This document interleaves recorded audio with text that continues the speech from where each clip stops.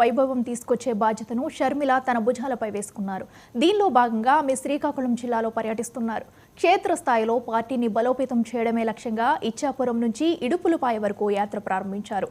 ఇదే అంశంపై మా ప్రతినిధి వెంకటరమణ మరింత సమాచారం అందిస్తారు.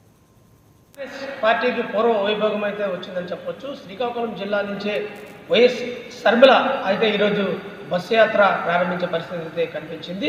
ఈరోజు శ్రీకాకుళం జిల్లా నుంచి రోడ్డు మార్గంగా కాన్వే ద్వారా ఇచ్చాపురం అయితే చేరుకుంటారు. ఇచ్చాపురం దగ్గర శ్రీ కళ్యాణ మండపంలో కార్యకర్తలతో పార్టీని ఏ విధంగా బలోపేతం చేయాలని కూడా అక్కడ కార్యకర్తలతో ఒక మీటింగ్ ఏర్పాటు చేసే పరిస్థితి కూడా మనకు కనిపించింది. అదేవిధంగా ఉత్తరాంధ్ర 3 జిల్లాలు కూడా ఈరోజు పర్యటించే పరిస్థితి ఉంది. ఇలాగా ఈరోజు శ్రీకాకుళం జిల్లాలో ఇచ్చాపురంతో పాటు పాతపట్నం, అదేవిధంగా విజయనగరం, శ్రీకాకుళం జిల్లాతో పాటు వైజాగ్ కూడా ఈరోజే పర్యటించే పరిస్థితి అయితే ఉంది. ఎందుకంటే కాంగ్రెస్ పార్టీ గతంలో వైఎస్ రాజశేఖర రెడ్డి హయాంలో ఎలాగా కాంగ్రెస్ పార్టీ ఉండేదో మళ్ళీ అదేవిధంగా ఒకసారిగా తాటిపై తీసుకొచ్చి కాంగ్రెస్ 2024లో అధికారంలో తెచ్చే ప్రయత్నాలు అయితే చేస్తుంది షర్మిల రాకతో ఇప్పటికే వైఎస్ఆర్ పార్టీ కార్యాలయంలో అయితే ఎక్కడికక్కడ నాయకులు అయితే వాళ్ళ గుండెల్లో గుబులు పుట్టే పరిస్థితి అయితే కనిపిస్తుంది. ఇప్పటికే జిల్లా అధ్యక్షులైన ధర్మాన కృష్ణదాస్ అయితే ఒక ప్రకటన అయితే విడుదల చేశారు.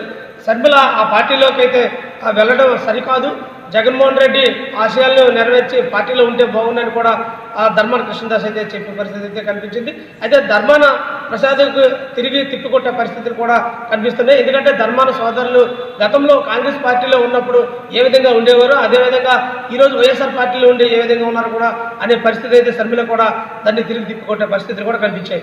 అయితే శ్రీకాకుళం జిల్లాలో ఈరోజు భారీ బహిరంగ సభ కూడా ఇచ్చాపురంలో ఏర్పాటు చేశారు.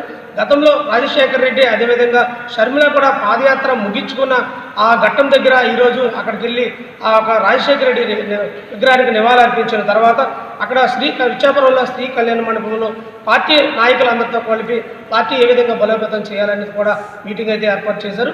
అయితే ఇప్పటికే వైఎస్ షర్మిల కాంగ్రెస్ పార్టీలోకి రావడంతో ఒక్కసారిగా పార్టీ అయితే మళ్ళీ గతం పూర్వ వైభోగం వచ్చిందని కూడా మాజీ మంత్రులు అయితేనేమి అదేవిధంగా పార్టీలోకి ఉన్న సీనియర్ నాయకులు కూడా చెప్తున్న పరిస్థితి. అయితే శ్రీకాకుళం జిల్లాలో ఈరోజు వైఎస్ షర్మిల పర్యటన అయితే ఒకసారిగా కాంగ్రెస్ పార్టీలో కొంత జోష్ను పెంచిందని చెప్పొచ్చు. మరోపక్క రేపు అదేవిధంగా ఇలాగా మొత్తం జిల్లాలో రాష్ట్ర వ్యాప్తంగా ఉన్న 26 జిల్లాలో కూడా పర్యటించే పరిస్థితి అయితే ఉంది. కాంగ్రెస్ పార్టీ బలోపేతంకే ఈ యొక్క పర్యటన కూడా చెప్పుకోవచ్చు. ఇది ఇక్కడ తాజా పరిస్థితి.